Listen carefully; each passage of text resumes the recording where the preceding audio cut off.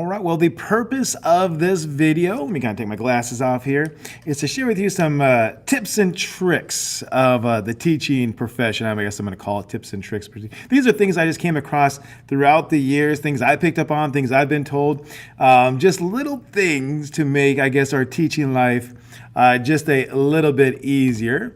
So I'm just going to go through some of the things. I wrote a few things down. There's a couple things top of my head, but hopefully you'll find some insight into this one. So let's start with the first one. The first one is this. Always walk around. When you do walk around with a folder. Simple as that, right? Walk around. I'm trying to see if I have a folder around here. I got somewhere else. But walk around with the folder. I remember my very first year teaching. One of the older gentlemen there told me this, and I thought he was just joking, and he was joking. He was somewhat joking, but there's some truth to it. And think about this, for example. If you're on the campus and you see a teacher always walking around, or you see a teacher just walking, a lot of times you're like, I wonder what they're up to, Maybe they're going to go talk to the teacher for, just kill some time. Maybe they're just walking around. Who knows?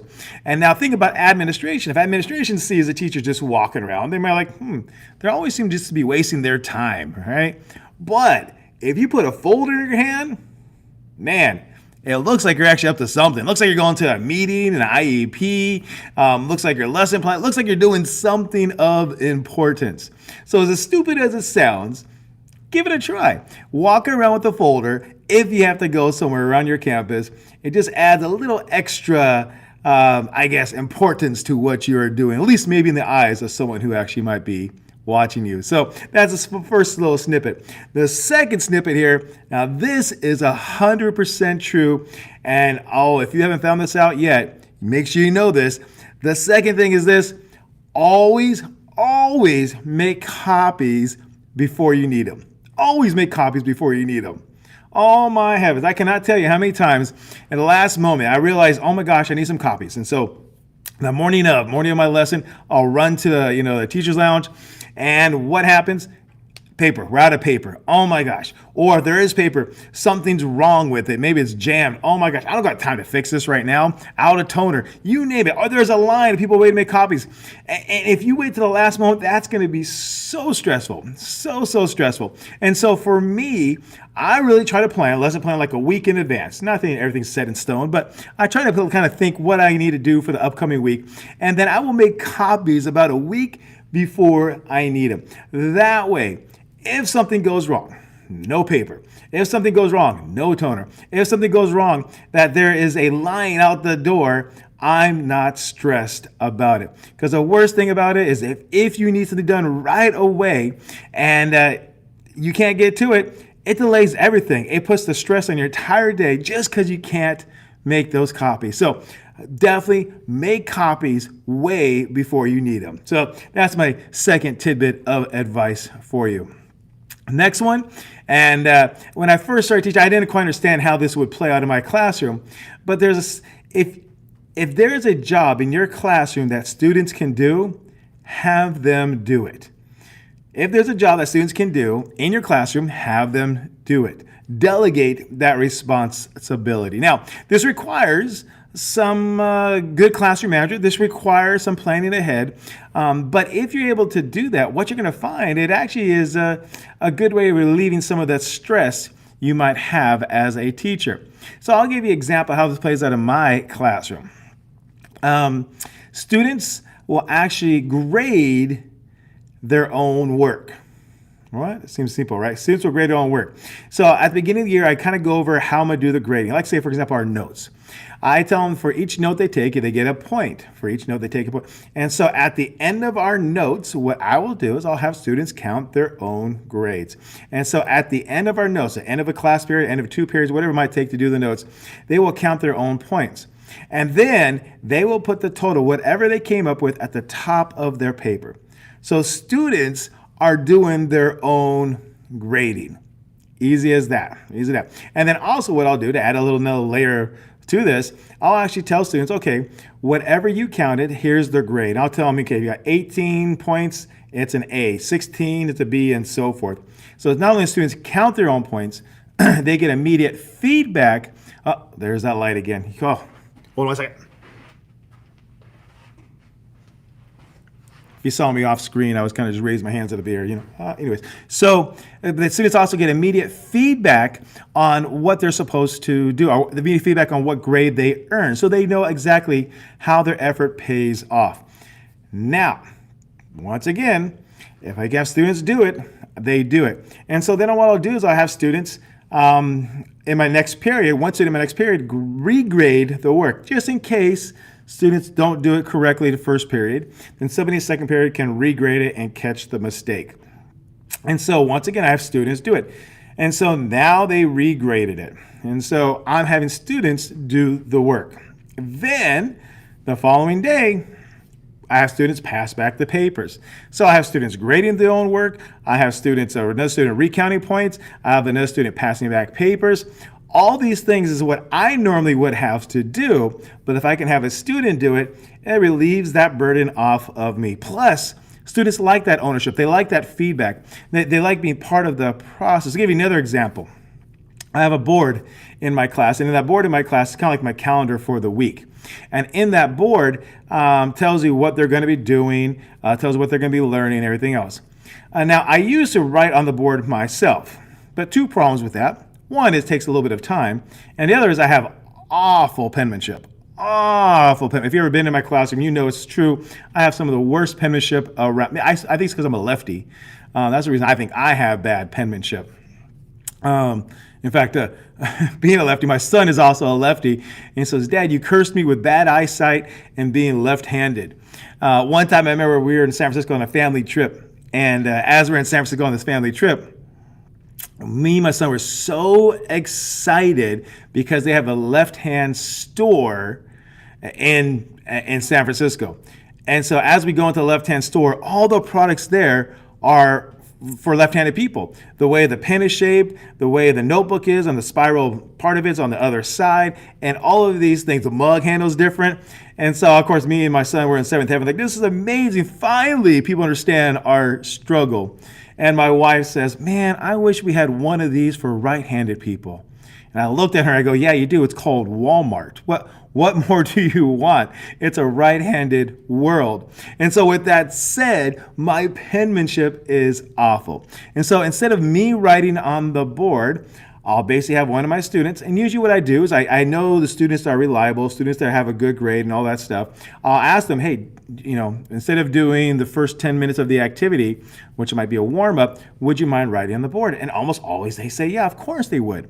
And so they write on the board. So that's another thing I have a student do that I don't have to worry about. And so if you just layer things like that in your classroom, what you're going to find is students take more ownership of it, they appreciate it, they like doing it, and it also takes one more thing off of your shoulders and puts it upon your students.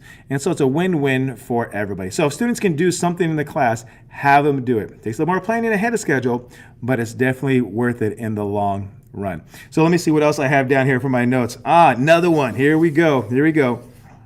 A timer. Oh, I live and die by my timer in my class. Now, I understand that's part of who I am. I'm very analytical. I very much like a schedule, and I like to know times. And once again, my wife makes fun of me because every weekend I have my to-do list, right? And I even put on my to-do list, write my next week's to-do list. And so everything is on my to-do list. So I'm very much that way. So I know not many people are as analytical, I'm going to use the word analytical, I think it sounds better, than I am. But I'm telling you, any classroom can benefit for a timer. For me, I'm always aware of that time. I have the timer going in my classroom. If I turn my camera on, you can see it, but we won't do about it now. But there's a timer on my wall. I have a timer on my watch right here is a timer.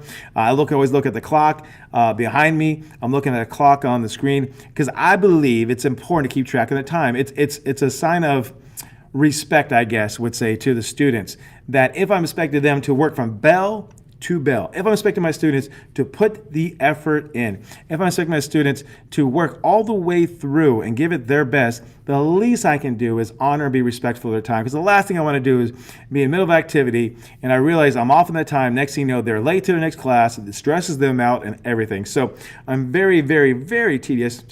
I'm not sure. I'm very much on top of the time. But the timer, not only does it benefit me, it benefits my students. Because what happens is when the students walk into my classroom, I have the timer going. Now, the purpose of the timer is to inform my students. One is to inform my students how much time they have to do an activity. So they walk in, they see the timer going, it says 8 minutes. Students know they have 8 minutes to do the activity. So it's a way of informing them to pass on that information. But also because there's a timer going, it puts an importance on the activity. They know that they have a certain time frame to work on that.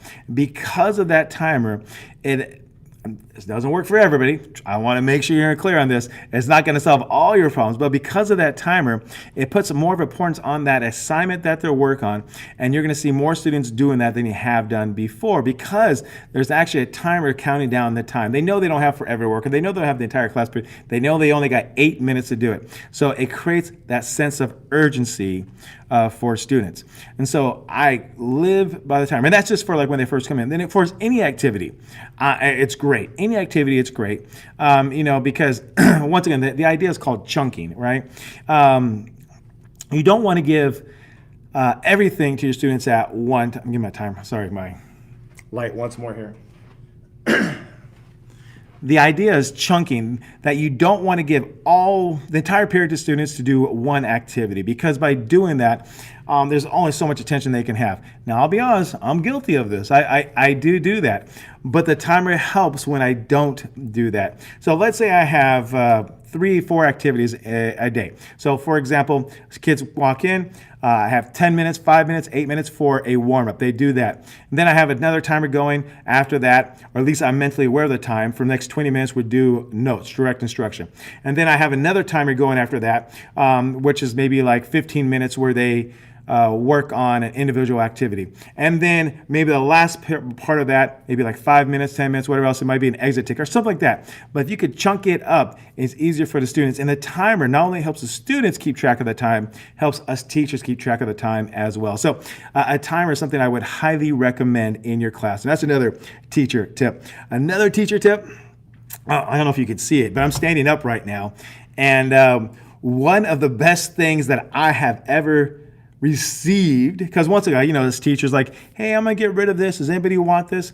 And somebody, sent an email, I'm gonna get rid of my desk riser. Does anybody want it? I jumped on that like crazy. I've been wanting one of these things for a long time. I think I have this for like 3 years now, 4 years now. But this, it's amazing. Because one thing I found out is an importance in the classroom is your presence, is how your energy is in the classroom. So I'm not sure if you notice this. I'm positive you have, but the energy you bring to the classroom affects the classroom. And I'm all about classroom management. I really want to make sure students, and there's so many reasons for it. One is because I believe you get better academics out of it if the classroom is functioning properly, classroom management wise. I believe it's actually beneficial for all students. I believe students crave that structure. And also I always worry about that student. I don't want any student to be left out, picked on, treated differently.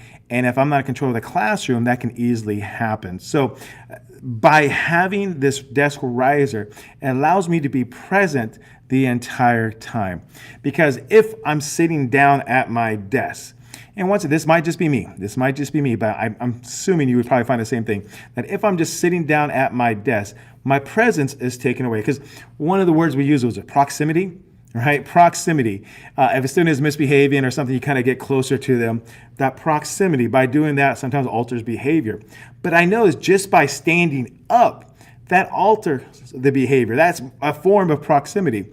But if I'm sitting down at my desk and removed from the entire classroom, then I lose that effectiveness I have. And so just by the fact of having the riser, by having the fact that I'm standing up, it gives me a better presence in the classroom. It allows me to see things better, attend to things better, and also just keeps me more alert. And students also perceive it that way as well. So I swear by a desk riser. If I didn't have this one, I would definitely go and buy one by myself because for me, this makes all of the difference. Next tip, here we go. Wear comfortable clothing. Wear comfortable clothing. Oh, now, okay, here's a confession here. I probably wear too comfortable of clothing, but I can't help. I mean, That's what I probably do. I've always thought it'd be so nice to be able to go to work in a suit. I love the way a suit looks. Now, I feel uncomfortable in a suit because I don't wear suits. And so if you put a suit on me, I just feel uncomfortable because I'm not used to that. But I always would love a job where I get to dress up and have that tie and everything else and feel important and everything, right? So I always wanted that suit. But that never was part of my occupation. So I thought about, hey, maybe I wear a suit to school. But here's what I quickly found. It was not conducive. It was not comfortable. It took away from my overall teaching because I would quickly find myself. I live in Southern California. Man, we are in, what are we in? October? And I think it's 100 degrees right now. October, 100 degrees. It's crazy, right?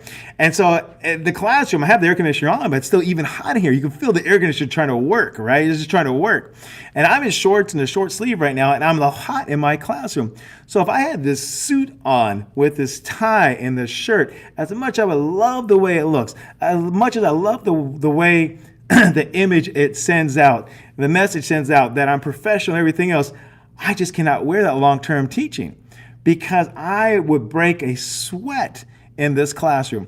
I would be here for about 20 minutes because once again, as a teacher, you don't want to be just sitting behind your desk. Now, if I was just sitting behind my desk, all right, that makes sense. Sitting behind my desk, sitting still, okay. But I am constantly moving around. I put about 5 miles on a day teaching. About 5, and I'm not sure if that's a lot or little for most people, but I'm constantly moving, right? If I'm up there talking, I'm moving around. If students are working something, I'm usually moving around, circulating the room. So I put about 5 miles on. And so if I'm in front of the classroom and I got a lecture and I'm lecturing and I have this suit on, just gets hot. It gets hot. I remember trying it once or twice. I'm like, I just can't do this.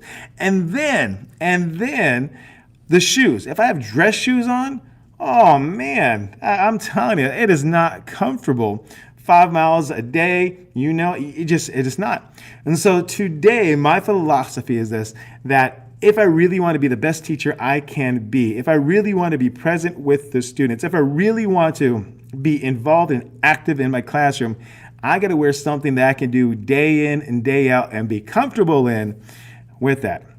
And so my usual, for summertime, for sure, my summertime outfit is shorts. And I usually have a button-up shirt. I just kind of changed that right now. Usually a button-up shirt. Nothing fancy. That's it. And then during the wintertime, it gets a little cooler here in Southern California. So I'll wear pants and a short sleeve. And if it gets really cold, which I usually don't do because even though it might be cold outside, it's still kind of warm in the classroom, maybe shorts and a long sleeve button up. That's it. That's the extreme that I go to as far as dressing up wise. But I'm telling you, for your sake, if you have to choose between looking, I hate the word professional, but if you have to choose between looking professional or being comfortable, I would choose comfortable because long term, that is what you're gonna have to bring to the table to be a good teacher. Now, my wife also makes fun of me for this, and and she's right. She's so right. She says, there's that light again. Give me 1 second. She says, it's okay to be comfortable, but she says, I need to change up my outfit, And so it's, oh man, so true. I will, here's confession time here. I actually pick out my outfits on Sunday for the entire week. Now, for me, it just makes life a lot easier. But I'll pick my outfits out for the entire week. And the outfits I pick out are the same ones. I have a Monday outfit, Tuesday, Wednesday, Thursday, and Friday. And I talked to some of my students about this today. And I said, did you guys ever notice we're the same outfits? Like, oh, no, we didn't notice. Some do, though. But I do that because, I got enough stuff going in my life. The last thing I have to worry about is trying to pick out a new outfit every day. But my wife always threatens to throw away my old clothes, replace it with something else because she wants a little more variety in my wardrobe. But for me, that is what I'm looking at. But overall, keep that in mind. If you have to choose comfortability versus professionalism, I would go with comfortability because long term, that's what you're going to be able to sustain. So wear something comfortable. All right, here's our next advice. And oh man, where did I hear? I'm not sure where I heard this from, a podcast or another YouTube channel. I don't know. But I heard somewhere someone say this quote. Is the juice worth the squeeze? Is the juice worth the squeeze? Now, when anytime I'm thinking about doing something in my classroom, I ask myself that exact same question. And bottom line is mean this, is the effort, correction, is the result worth the effort? Is the juice worth the squeeze? Is the result worth the effort? So, I mean, that is something to consider in life, I guess, in general, but definitely in the classroom. And this could be, give you an example. Let's say the district wants you to try something new in your classroom. There's a new kind of focus they have, and they want you to implement it to your classroom, or a new way of teaching, or a new curriculum, or anytime you have put something new into your classroom, you try something different, always think to yourself, is the result worth the effort? Because if it's not, is it really worth it? Because here's the reality, man. We have so many things on our plate as teachers. We got so many things we got to do. We got to pick and choose where we're going to invest our time, where we're going to invest our energy. All right? Do we invest our time and energy on helping students get their next level up for reading or for math? Or do we help them with remember all the sight words or how to sound out words? Do we help students with their social behavior? And for us personally, as teachers, what do we focus? Do we focus on grade? Do we focus on achievement? Do we focus on progress? Do we focus on anything else with our students? There's so many things to choose from. And we only have so much time and so much energy. And so anytime you take something on, we got to consider that. Is the result we're looking for worth the effort? That's just part of it.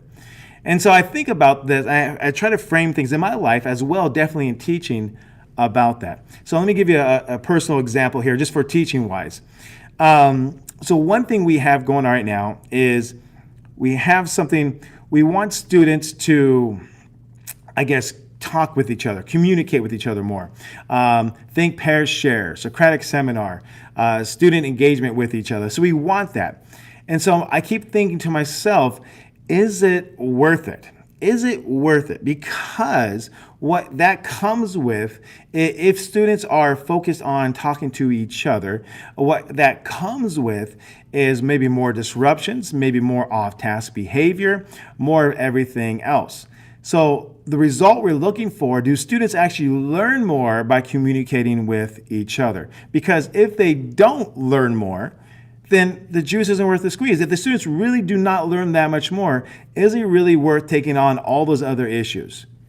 And that's something we got to figure out. Now, I was talking with a teacher here recently, and she actually said in her class, for sure, it's worth it. She says, when you have a student that doesn't know what's going on, a student that knows what's going on, and they start communicating, she says that's amazing how one student will start picking up things. Or if two students are really getting it, you can hear the conversation and they actually take it to a next level.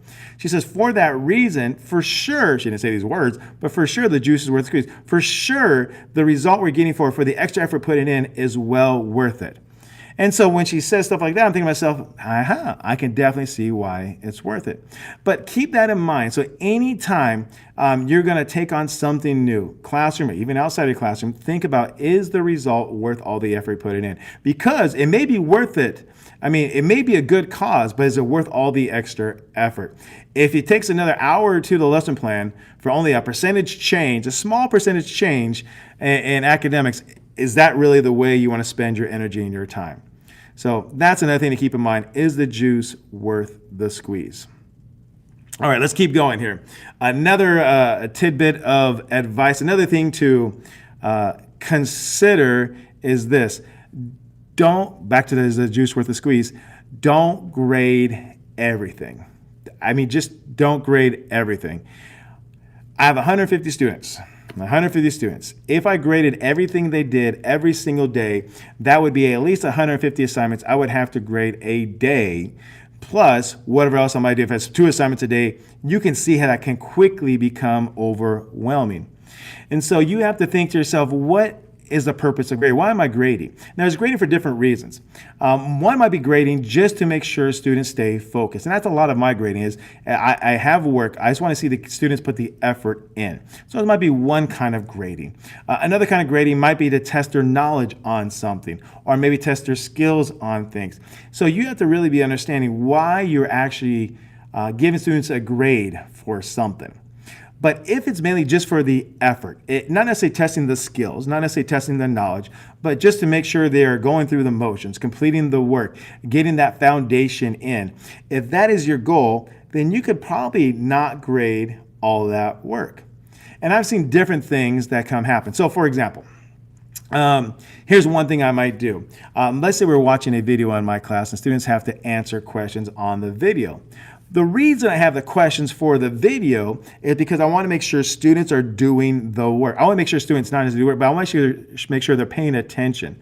Because a lot of times if there's no questions connected to the video, students will zone out, maybe even put their head down, right? But they may not be as focused. But if there's questions that go along with the video, students are forced to be more focused on the video and that's hence, hopefully, get something more of the video, learn something from the video. So the ultimate goal is to learn something from the video, but the questions are just a tool to get them to focus on the video.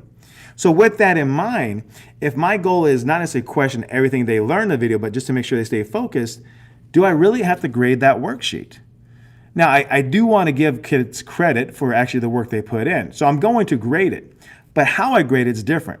So I could just grade it by student, if I looking around the classroom, maybe every 5 minutes I look around the classroom. So, and if I see students are working, then that's awesome. They get full credit, right? If I see a student put their head down, then maybe they don't get any credit. So I don't necessarily have to grade every single question, every single answer. I can quickly assess how the class is doing and maybe one or two students who are not on task. So that way I can divide up the points accordingly. So I don't have to physically grade each question, each answer. I can choose how to grade it. And maybe just give everybody points that are here paying attention. So that may be an example, right? The other part of it is, I see students do, or I've seen teachers do this before, and I think it's a great idea. That they just have like a little stamp. And so as students are done with an assignment, or they're done with an activity, they come by and just put a stamp on that activity. Shows that they completed it. The teacher marked off that's completed. Now, you don't have to go through each answer they did or everything else they did. It's just that step, they completed a step and hence they get a stamp. And so when it comes time for grading, instead of having to read everything, I can quickly stamp, stamp, stamp, point, point, point, or however else you want to do it. So that'd be another way of grading, just make a simple stamp. And so I'm sure there's tons of different variety of ways you can do it. But the point is this.